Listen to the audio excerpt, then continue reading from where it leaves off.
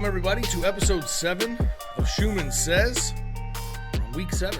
Pretty good. We had to take a week off last week. Coach had a little family thing he had to deal with, but we're back again for episode 7. Before we get started, I want to address, we finally got a comment on our YouTube page. So somebody out there was watching and decided to make a comment. This comes from Aaron Snyder. He says, I'm sorry, but if joining a conference means you don't have to do things like play Central International College twice, then you may want to consider it. I'm not sure what he's talking about, but yes, sir. Yes, sir. It's a great comment, and Aaron, we appreciate your thoughts.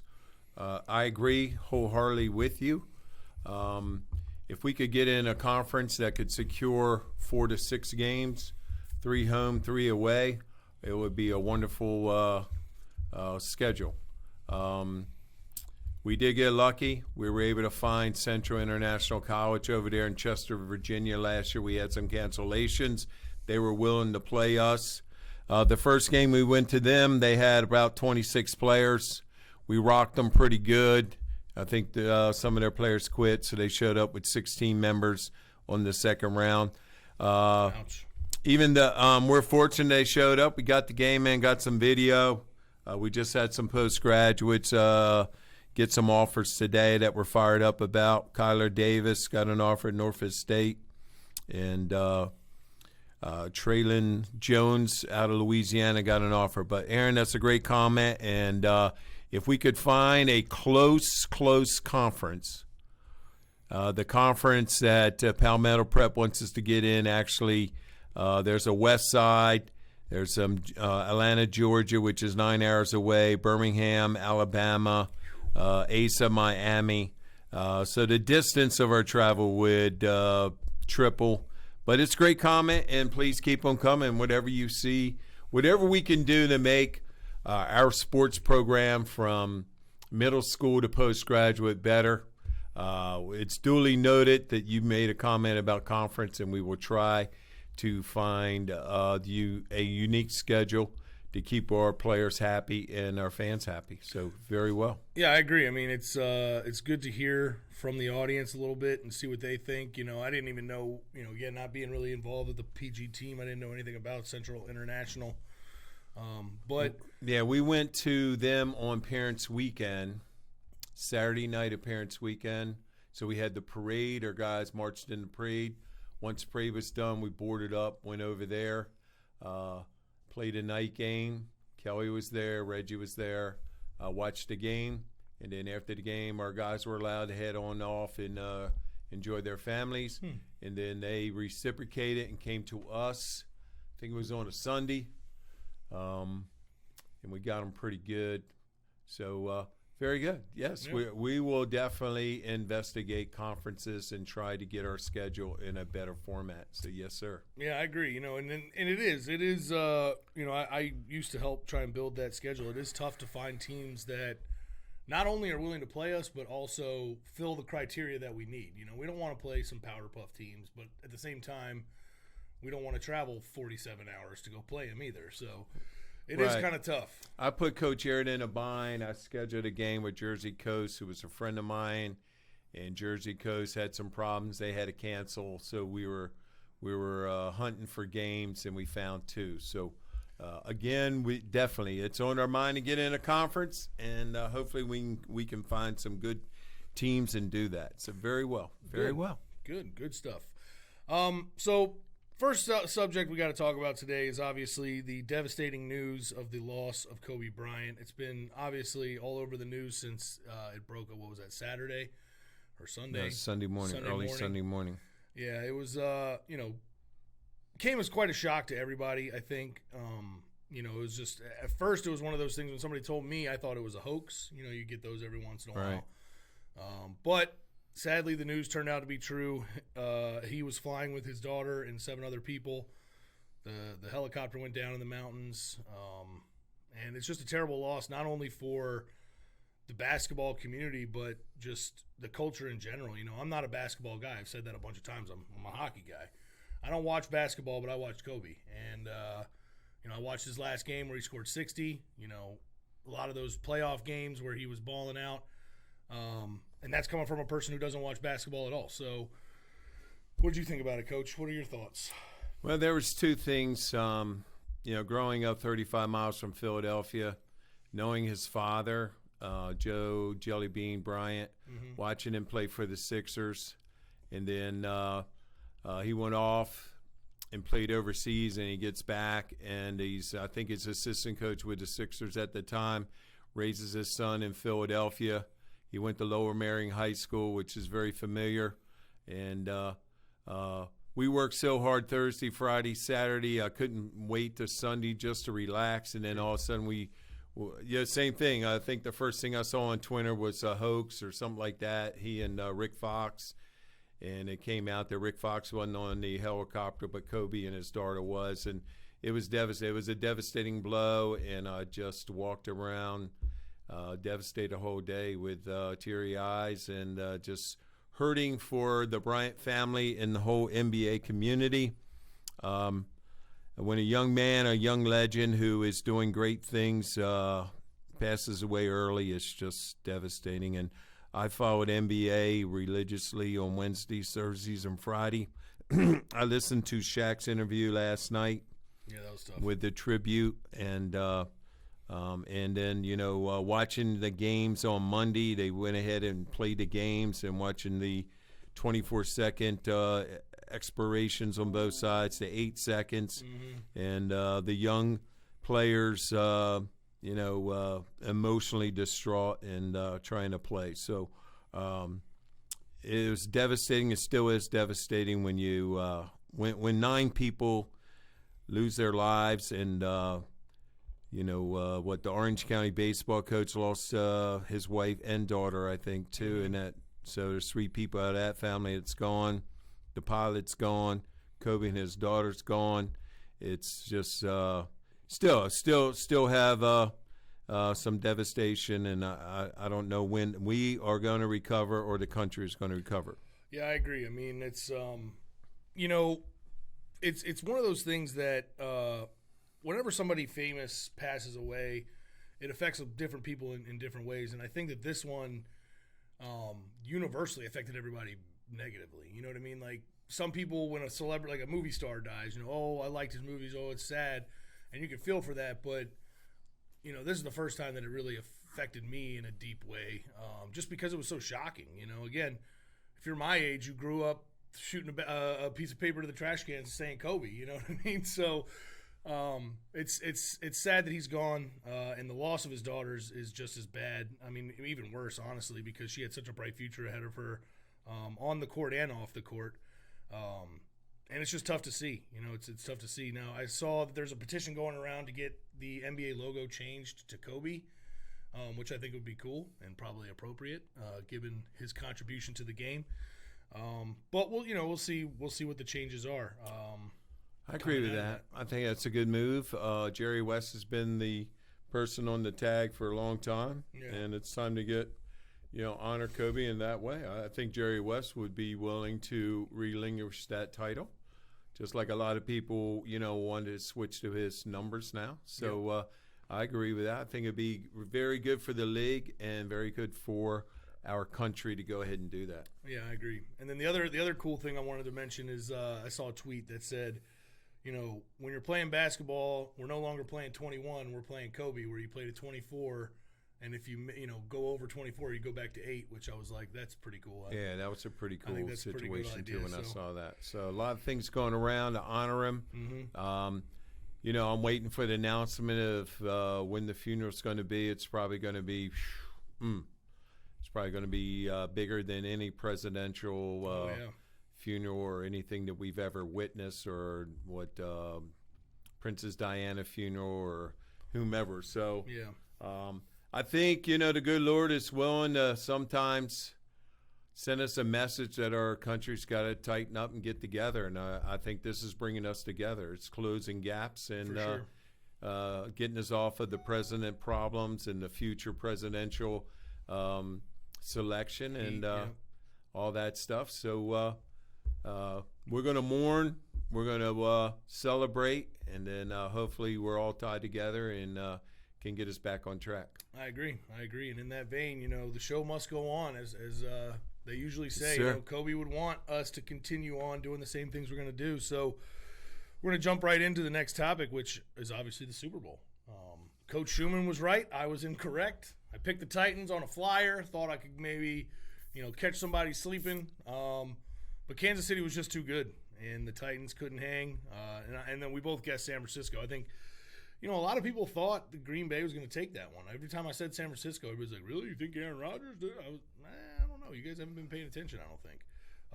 But what do you think of those games? I liked them. I liked them a lot. Especially, I got a little nervous when San Francisco jumped out and then Green Bay started coming back and started hitting some things. Yeah. But they held off and won. It's good to have young, fresh blood in the Super Bowl. I did get a little nervous when the Titans jumped out too. I think they got up 14-0. Yep. And then they had some miscues, and Kansas City took over and seemed like they can score points in a hurry. That's the key. Got that, knocked it out, and now we got two. Here it is Wednesday. I listened to the NFL commissioner today at his press conference give the State of the Union address for NFL. I thought it was appropriate and well done. I had no problems with what they're trying to do. I did hear that, during the press conference, one of the reporters says, you always look and expand overseas. Why don't you just go up to Toronto and put a team in there? I was like, hey, man, that's a good idea. That we can get to Toronto in 4 hours by a flight or 2 hours by a flight. Yeah. I've been to Toronto. It's a beautiful place. All they have to do is build a stadium that's capable to handle 65,000 people. So I like that. It was good. They addressed the old former players, alumni before, I think, 1973, how they were going to try to upgrade their retirement money. Nice. Jim Brown is pushing that one, so I really like that idea. And two, they're going to try to do better with minority hirings. I thought that we missed the boat here on a couple good minorities. The Kansas City offensive coordinator, I've watched him, Eric Bieniemy. He's a good coach, good player. Remember him at Colorado? And but San Francisco's defensive coordinator was up for some. So, things are ticking in the right spot. And tomorrow it gets inches closer and closer to the big day. I can't wait to sit there Sunday and watch it. So yeah, it should be a great game. And then the other thing I heard is that they're renegotiating the CBA right now too. Starting tomorrow. Yeah, so that should be interesting to see. My brother was telling me that he's pretty sure the franchise tag is going to be gone now, which I think is probably tag good. Is nice one to get rid of. Yeah. Then they're trying to cut back, I think, to 16 games. 16 or 17. They're getting out of that 18th game, and they're going to cut back on that a little bit. So that's what I was home packing my bags. I got to head to Philadelphia after this, and I was packing the bags to listen to the NFL day. So one good thing about Fork Union, we always have winter break on the Super Bowl, so it should be a nice, relaxing day. And then we have a minimum manding day on Monday where we all can come in the afternoon and catch up on our work and get ready for our week next week. So should be good. Should be good situation. Did you watch any of the Pro Bowl? I didn't. I think I watched two plays. Yeah, I don't even know who won, nor do I really care. But I couldn't get interested because of the Kobe factor. Yeah. I just wanted to do something different and just try to do something, pray a lot, and say, hey, I'm not watching football. I think we watched some of these shows where you rebuild houses and my mom loves that stuff like HGTV. that. Yeah. It's addicting. No, I agree. That was the main thing. This was a topic we were going to talk about last week before the show got canceled, but I didn't even watch a play. I don't know anybody that did watch it. Now, again, like you said, the Kobe thing was kind of hanging over everybody, but I don't know if anybody's watched it in the last 5 years. Why do we even do this anymore? It's like, can't we just have an all-star roster and leave it at that? And the complaints I did see about it is it basically amounts to a two-hand touch game. Nobody wants to get hurt. Nobody's playing hard. It's basically a free vacation in Hawaii or No, wherever they had moved it to Orlando. Orlando. And, the crowd coverage did not look to be much. Yeah. Well, it seemed like there was a lot of gaps in the stadium. But, I guess it gives, if you are selected and you're on the winning squad, I guess they still pay you $50,000. Yeah. If you lose, you're $30,000 or something, or 25. So still a little payday. Gives our guys who've been selected some more money in their pocket and stuff. I mean, I don't mind it. I would have probably watched it if it wasn't a devastating day. Yeah. Because I will just leave it on in the background or Sunday afternoon, probably do some Marina Bowl or CFL or Pro Bowl. But it was just one of those days where you're like, hey, I just got to do something else. Yeah. I do it all. And HGTV is always there for you when that happens. There's always the buying houses on the beach. That's right. You got to watch that one. Beachfront bargain hunt. Yeah, that's it, man. Got to do that one, bro. Yeah. So I'm sure you also heard the news about Antonio Brown. Again, that's a little late on that, but I still wanted to get your reaction to see what you thought. To me, it seems like he's exhibiting signs of CTE, but it's hard to tell. What do you think? I thought that as well, but we played North Carolina Tech when Antonio Brown was there, and you play the same way and you act the same way. Mm-hmm. He was right beside me when he returned a punt, and I thought he spit in my direction, but I can't really prove that. But it's an intense game, and he was out there showing his Antonio Brown butt and doing things that was out of character, and it's carried over. It's amazing how people just don't change. I mean, even when you get a pocket full of money, should be able to smooth out some rough edges and get your advisor to get you settled down. So hopefully it is something that's curable and get him back on track and get him out there. But it looks like it's just twirling down into a terrible direction, and that will be devastating too. I mean, I've watched this kid come out of Miami, go to North Carolina Tech, go to Central Michigan, put all the records there, help Pittsburgh.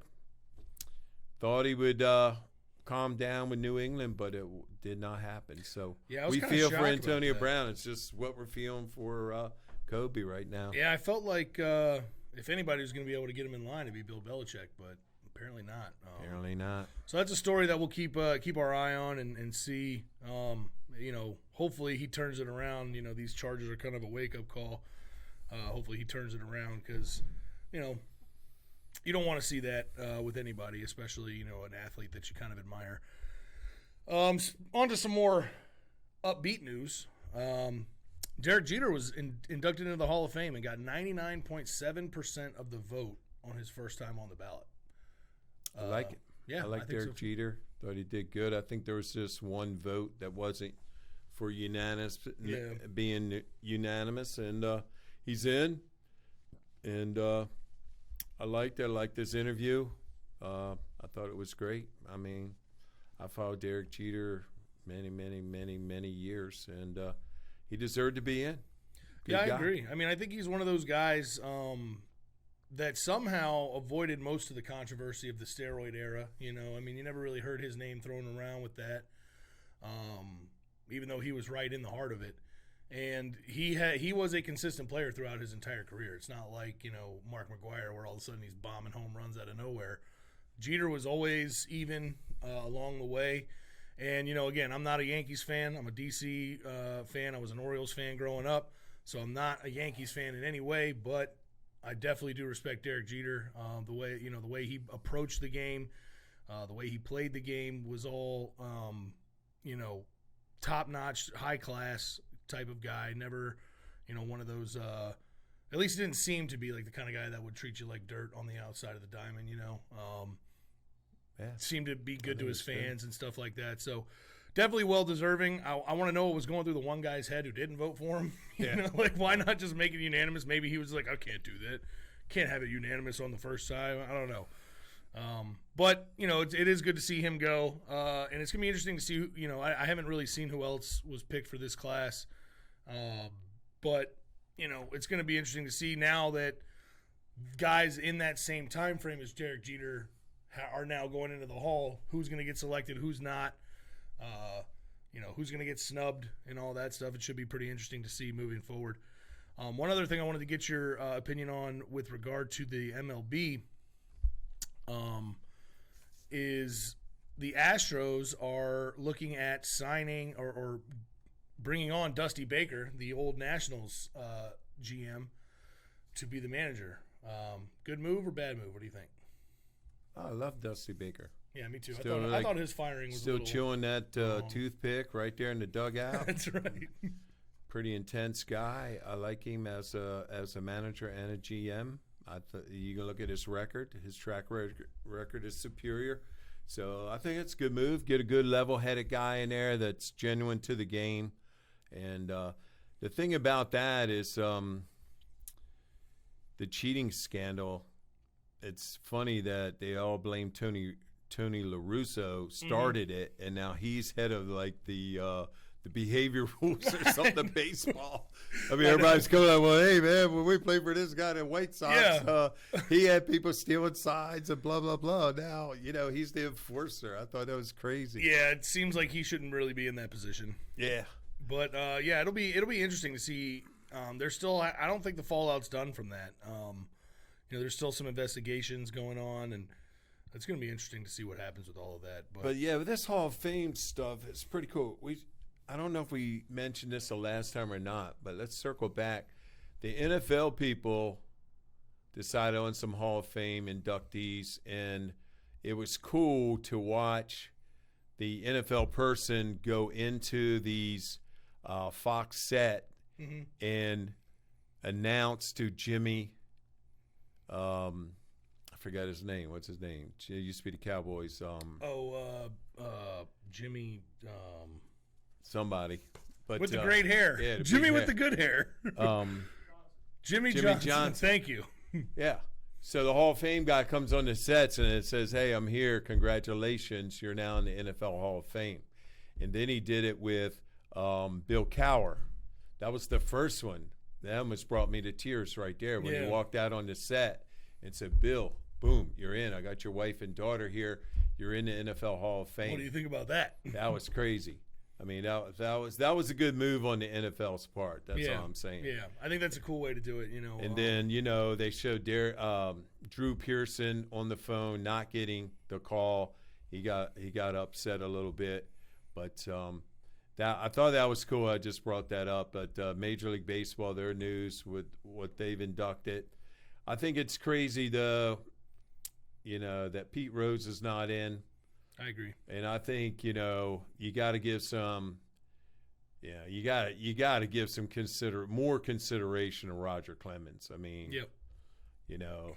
people just don't throw the baseball for 19 years and have a great career.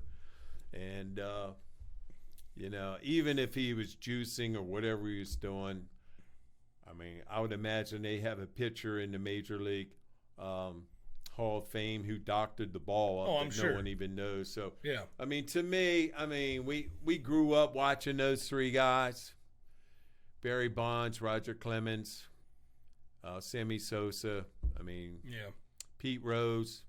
Pete Rose is the leading hitsman, averageman, played the game, aggressive and serious the whole time, never took a day off. Hey. And really, at the end of the day, he was betting on himself. He wasn't betting against himself. He wasn't throwing the game. I'm betting on my team to win. Exactly. So that to me seems like a kind of an arbitrary reason to keep him out. I understand not letting him in the first ballot, but come on, man. There's something there that has to be rectified. And I agree with you. The whole players during the steroid era, the guys who were obviously juicing, okay, I could see it, but even still, that was part of the game at the time. It was prevalent. It wasn't like it was just one team or one guy. It was across the league. So look at all the stuff that people have now. Yeah, they have pre-workout stuff. They have post-workout stuff. They have stuff you take during the workout. Mm-hmm. People take an allergy type medicine before they go in and lift to get fired up to lift. I mean, these guys were just trying to take some things to get them through, 6 games during 1 week. Right. I mean, it's tough. Even in my college career, we took vitamins. We did the Nebraska thing where you cut up little chocolate wafers to eat during the game at halftime and so on. I mean, that was back in the day in 75 through 80. Yeah, I mean, they're even still using smelling salts to wake up before the game. Like, I mean, that's crazy to me. So I mean, these guys found something to catapult their careers into all-stars, should go in Hall of Fame. I mean, what people take now that's legal would probably be illegal 20 years ago. So I don't have a problem with it. Hopefully we'll get some comments about the major league steroid problems on YouTube, and we can discuss that next time. Yeah, if you're out there and you want to chime in on that topic, let us know. We love to hear different opinions on that as well. So the last major news we're going to talk about, and as I said, I'm not an NBA guy, but I wanted to give you a little NBA to talk about while it's kind of popping off in the news. Last week, Zion Williamson made his debut after being hurt for the first 3 months, which that's tough to start your rookie year out with a torn meniscus. And he's been doing pretty well from what I can gather. That first game, he scored 17 points in the fourth quarter, really in like 3 minutes. Pelicans still ended up losing, but I just saw an article today that said after 4 games, Zion Williamson is dominating. So what are your thoughts on him? Is he going to be for real? I love Zion Williamson. I mean, I watched that game all the way to the end where he got hot. And usually where he is good is around the basket. He's got a quick jump, quick shot. But then he moved out and hit, like you said, 4 to 5 straight threes. Mm-hmm. And they would have won the game if his head coach didn't pull him out. His head coach had him on limited minutes. I think he was going to do 22 to 24 minutes, and he got around 24, and his coach pulled him out. And that got him behind, and they couldn't hold on. But Zion is good. Man, he's an impact player. Really like his body, like the way he moves around. Right now, he's got a level head. He speaks well. He's good. He's a good interview. Everything that he is showcasing, I really, really enjoy watching. So I heard last night in their first home game with him, he scored 14 points. So yeah, like you said, he's doing the dominating situation, and that's even with limited time. So that's even more impressive. That means when he's on the court, he's got to take advantage. But and the Pelicans had they were eight wins out of 11 before he started. Nice. And so, he's added on the roster, so that'd be good. I mean, keep it going, win, get into playoffs, make a splash, add another piece. Because, I like J.J. Redick as well, and J.J. Redick's told him already that he's been in a year for 11 seasons, and he's always, for each one of those seasons, he has made the playoffs, and he wants to keep on doing that. So. Yeah, I like Zion. Keep it up. They also have the trade deadline coming up next week on the February 6th. Or maybe that's next week.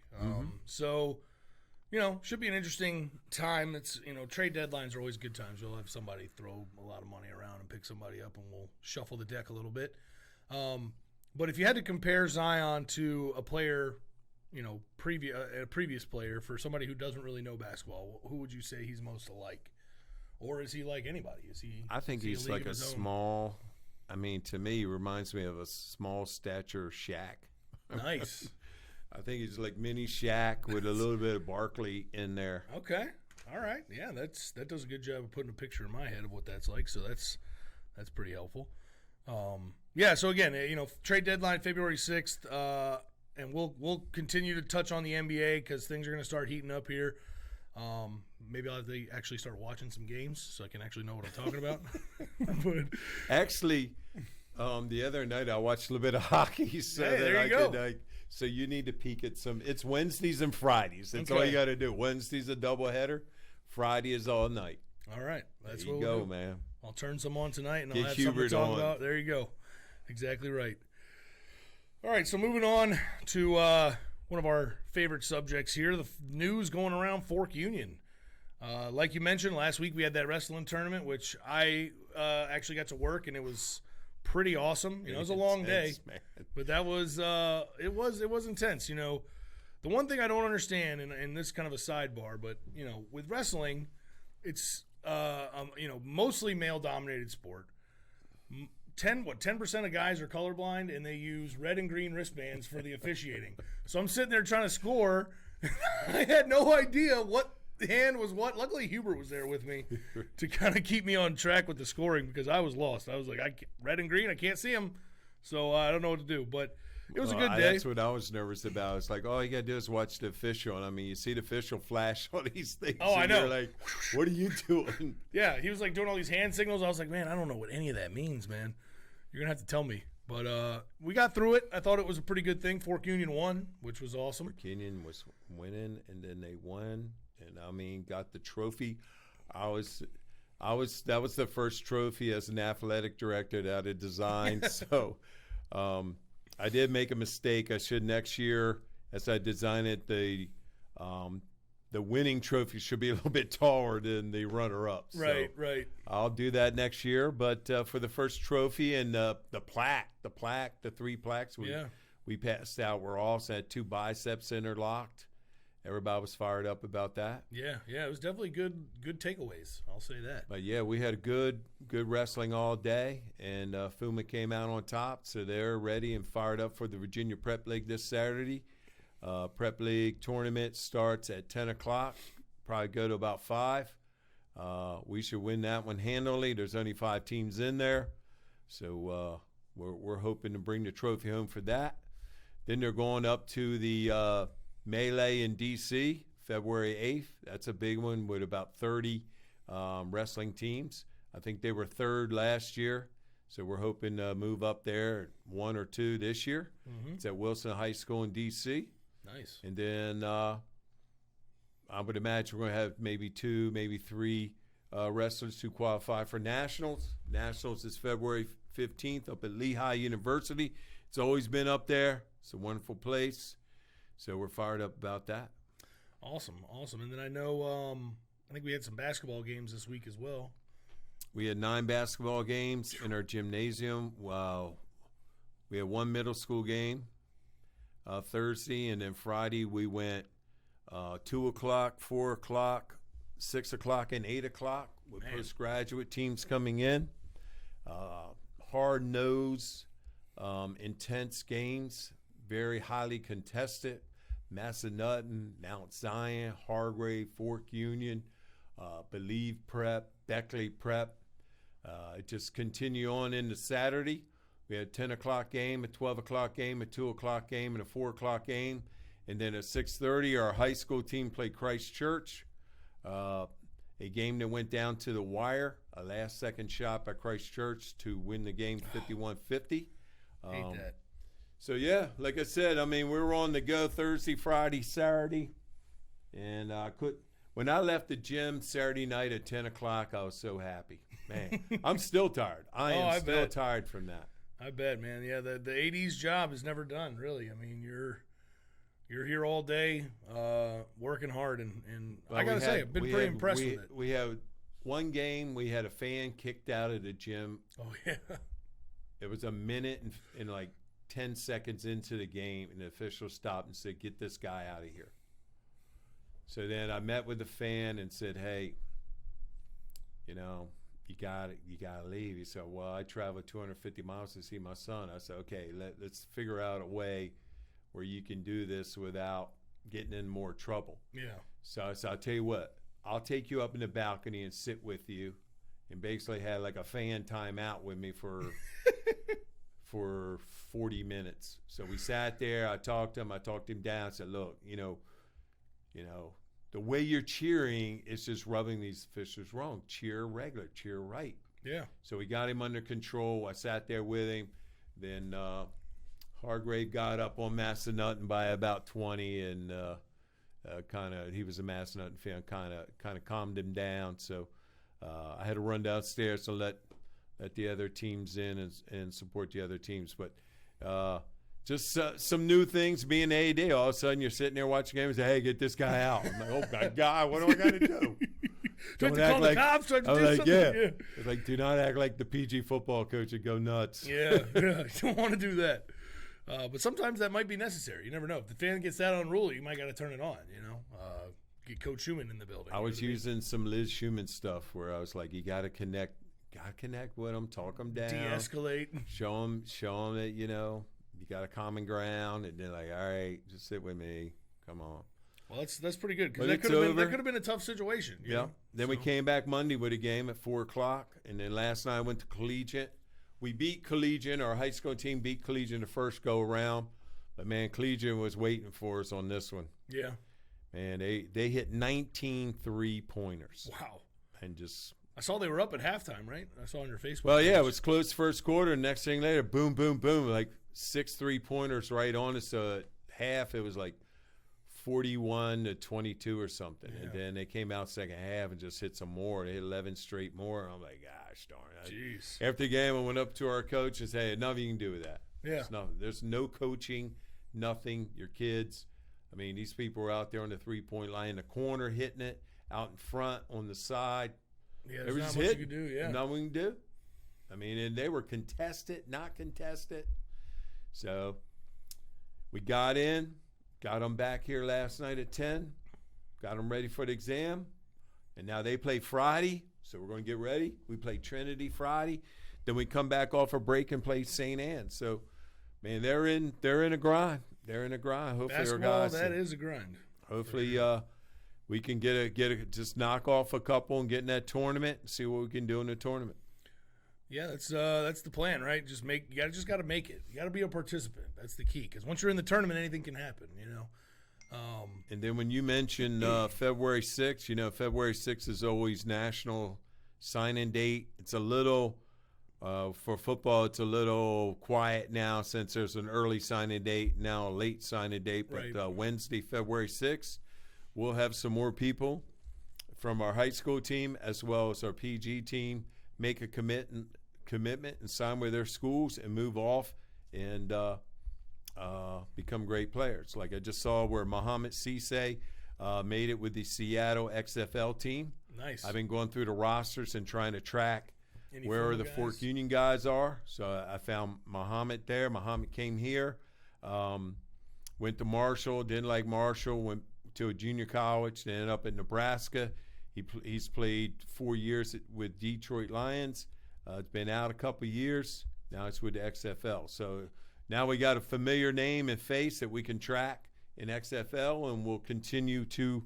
If we find some more on rosters, we'll let you all know so you can check them out as well. Definitely, yeah. And once the XFL games start here pretty soon, we'll be covering that weekly because DC's got a team. Got to pay attention now. So. I think I saw one advertisement. Season tickets go for as low as $20. Yeah. It's not expensive. They're trying to get people in the door. And I don't know about you. I'm fired up for it, man. I'm ready. I can't wait. Yeah, we're going. I can't wait. Exactly. So we're taking one Saturday or whatever it is Sunday that they play. We're going, man. Yeah, I think they play on Saturdays, which is good. We're going. Yeah, I'm definitely down for that. And then. Like you said, we're on winter leave right now, so the school is fairly empty. We still do have some kids on campus, but most of them have gone home, so good for you. We got swimming here. They have diving championships, state diving championships Friday, and then they're heading to St. Catherine's in Richmond for state championship in swimming. Mm-hmm. We got Drew Lydig, who's a highly rated swimmer. He's going to try to break some records. We got a couple relays there going. We got PG basketball going down to Hargrave Saturday, and we'll play and participate in the Hargrave tournament. They open up, I think the second game they have IMG Prep out of Florida. I hope we beat them. And then we got another strong opponent on Saturday, which is it's kind of slipped my mind, but PG's going. High school's here. Our high school team is going to stay because they got a Friday, Tuesday game. So they're training. So right now we got about 100 kids on campus. And as we get in the weekend, as the teams move off, that will leave us with about maybe 50 to 40 kids left for our military people to supervise. So, man, that's always nice. The kids that are here, while not ideal, it's a lot better of a schedule than they normally have to deal with. So yeah, it's nice and calm, relaxing. We all finished breaks. We're going into what, fourth term? Yep, fourth term. We're heading into fourth term. Then we turn that corner, get into fifth term. We get out a week earlier this year. We get out around May 15th. It's a Friday graduation, so that gives us a chance to get a jump on the summer. Mm-hmm. So a lot of interesting things coming up. Yeah, parade season right around the corner. We've got spring sports getting ready to start up. I know I'm going to try and start lacrosse after this break, so that'll be pretty good. And we'll see. We got one more team to confirm on our lacrosse schedule, and it's good. I got one more baseball game to confirm, and I'm working heavily on the JV lacrosse schedule, JV baseball, middle school baseball. Got some tennis. I got one golf match. I got to get a couple more golf matches. Once we get that straight, hopefully by mid next week, we can get everything out, get it posted on our website, get our officials in line so we can get going, man. Mm-hmm. Yeah, so, keep your eye on the FUMA Athletics page. While you're there, click on over on that tab for the AD Club. Sign up to help support our athletic programs. We've actually had a few guys join in the last week. I know I saw there was somebody at the wrestling tournament that joined, right? Or am I just imagining that? No, yes, sir. Yes, sir. We had a couple guys come in and secure some AD spots, and it's growing. It was good. Yeah, we're keeping growing. We're gonna. We got a lot of stuff to replace and rehab here. Our surfaces, our track, our tennis. So any donation that we can find will help us get better and provide better facilities, better support things so that our athletes can get it done. Yeah, I mean, like I said, like we always say, it's always the plug. The money does go a long way to help our athletic program. It just is another avenue for us to not have to go to the business office and ask for money. If we can have a nice little pool just for emergency funds or whatever we need, it does help, and it is very beneficial to the kids.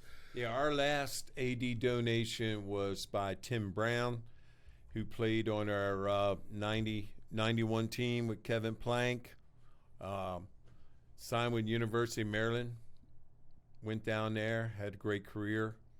He told us the story that once he got to Maryland, there was 14 linebackers, and he said he just grinded through the development that he learned from Fort Union. He said he just kept on it, kept grinding, kept doing good things, meeting with his coach, and next thing later, he's beating them all out. He's the starter. I told the story to our young coaches who were sitting here at the Martin Luther King Combine. I said, Eddie George got suspended out of prep league. He came up and practiced with us, and we were doing some 11 on 11, and Eddie took the ball, and Tim Brown hit him so hard. Man, he depleted him. Eddie George got up, looked at me, and said, I'm good. Walked right off the field. I've had enough. I said, Tim, I've told this story over and over. You got to tell it. I said, believe it or not. I said, you got it, Coach. I knocked him. Hey, I'll tell you, But Tim Brown, I believe it. He was from Statesville, North Carolina, and that season I had 5 Statesville guys, and they were all very sound and good players. And now Tim is down in Atlanta. He owns his own business and construction company. He's doing well. He brought his own son, a stepson, and a friend up for the combine. So hopefully keep our fingers crossed that Coach Eric tagged him to come on so that we can have Tim in here next year watching our games and help supporting his son with a PG athlete. So it's going to be good. Definitely. And, that team will start to – it won't be fully shaped up until, 3 weeks, 4 weeks before they report. But hopefully he's starting to get a good look at, at least a good core of guys. Yeah, I think our next PG workout is February 21st. It's a Friday. Okay. We got the flyer out today. Nice. It's a Friday. Check in 10:30. Meet with Coach Eric. Take a tour. And then 12:30 start the workout with all of our coaches. So – yeah, we'll be plugging that. Once the weather changes, get into spring, get some more people in here admissions-wise to fill our undergraduates up, get our PG teams well stocked so we can get ready to roll again next year. That's right. Also, if you're out there and you want to participate in Alumni Speaker Day, go ahead and reach out to us. You can even just leave a comment on the YouTube channel, and we will get it to the appropriate people. But we've got a good lineup of people coming in for that, and it's always a good opportunity to kind of give back to the school, get back on campus, check it out. We also have alumni weekend coming up as well. All kinds of fun activities. I know Hubert would normally tell us all about that, but he's busy working right now. But there's all kinds of good activities going on. Golf tournament. There's like a bar crawl in Charlottesville. All kinds of good stuff for you to kind of get back with the, your fellow alumni. I think last year we had cornhole. Yep. We had softball. And then now they've added the brewery tour. Plus, we always go golf. So it's a great event. I've had some teammates call me and said they're coming down. Nice. With hiring DeMarcus Roberson, he's in contact with a lot of his fellow players, and he's trying to get about 10 to 15 guys in here. Nice. So we have some reunions. So if you're a former athlete and you want to come and just hang out with your old coaches, come on in. We can play golf. We can socialize, drink some iced tea, whatever you need to do. We can get it done. Exactly. So, yeah, if, again, sign up, leave a comment on the YouTube channel if you want to participate. We will reach out to you or get you in contact with the right people. As always, check us out on Spotify and Spotify and iTunes. Leave us a little review there. That definitely helps our metrics with that. And we will be back again next week with episode 8 of Shuman Says. Yes, sir.